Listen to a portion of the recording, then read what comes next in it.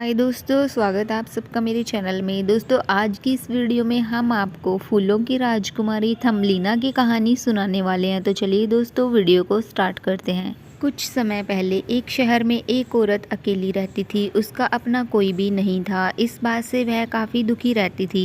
एक दिन वह अपनी परी दोस्त से मिलने गई और उसे कहा कि मुझे एक बेटी चाहिए। परी ने उसकी बात सुनकर उसे एक बीज दे दिया और बोली कि तुम इस बीज को अपने घर के एक गमले में जाकर लगा देना। परी से बीज लेने के बाद महिला घर पहुंची और उसके बताए अनुसार बीज को अपने घर के गमले में लगा दिया। अगले दिन जब वह गमले के पास गई तो उसने देखा कि उसमें एक सुंदर सा फूल खिला था। वह एक जादुई फूल था जिसका नाम ट्यूलिप था। उसकी पंखुड़ियां आधी ही खुली थी। उस औरत ने जब उस फूल को चूमा तो उसकी पंखुड़ियां पूरी तरह से खिल गई। फूल के खिलते ही उसमें से एक बहुत खूबसूरत लड़की बाहर निकली। वह लड़की फूल की ही तरह बेहद कोमल थी और उसका आकार अंगूठे जितना था, इसलिए उस औरत ने उसका नाम थम्बलीना रखा।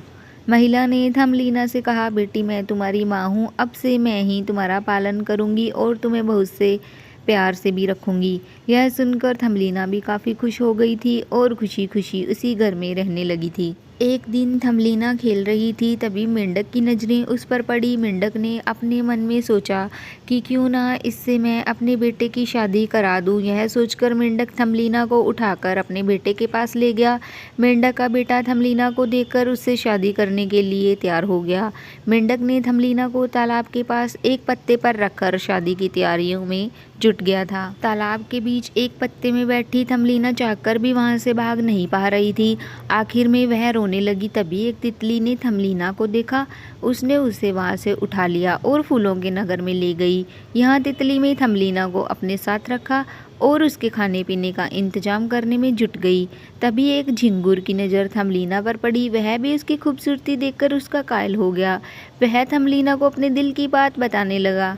यह सुनकर थम्बलीना ने उसे समझाया कि हम दोनों एक नहीं हो सकते, हम अलग अलग जीव हैं। इस पर झिंगुर के मित्रों ने भी कहा, दोस्त यह थोड़ी अजीब है, ये लड़की हमारे जैसी नहीं है। यह बात झिंगुर समझ गया और उसने थम्बलीना को छोड़ दिया। इसके बाद थम्बलीना अपने घर का रास्ता ढूंढने लगी। तभी वह भटक कर एक बिल में जा घुसी। उस बिल की रानी एक चूहिया थी जो बहुत बूढ़ी थी। चूहिया ने थम्बलीना को सहारा दिया और बदले में उससे घर के सारे काम कराने लगी। एक दिन उसके घर छछूंदर आया जिसका नाम मिस्टर मोल था। वो भले ही देख नहीं सकता था, लेकिन वो थम्बलीना की आवाज़ पर ही फिदा हो गया था। मिस्टर मोल ने बूढ़ी चूहिया से कहा कि वो थम्बलीना से शादी करना चाहता है और दोनों की शादी चूहिया ने तय भी कर दी। तभी घर से बाहर मिस्टर मोल को छोड़ने जाते हुए थम्बलीना को एक चिड़िया मिली जो घायल और बेहोश थी। थम्बलीना तुरंत उसकी मदद करने पहुंच गई। बूढ़ी चूहिया और मिस्टर मोल ने उसे रोकने की कोशिश की, लेकिन थम्बलीना नहीं मानी। उसने दिन रात एक करके चिड़िया की देखभाल की। कुछ दिनों के बाद चिड़िया पूरी तरह से ठीक हो गई। चिड़िया के ठीक होने से थम्बलीना खुश थी, लेकिन शादी के दिन नज़दीक आ रहे थे, इसलिए वह बेचैन हो गई।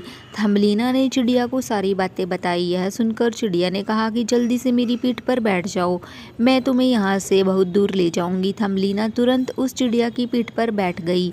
चिड़िया थम्बलीना को वहाँ से बहुत दूर एक फूलों के देश में ले गई।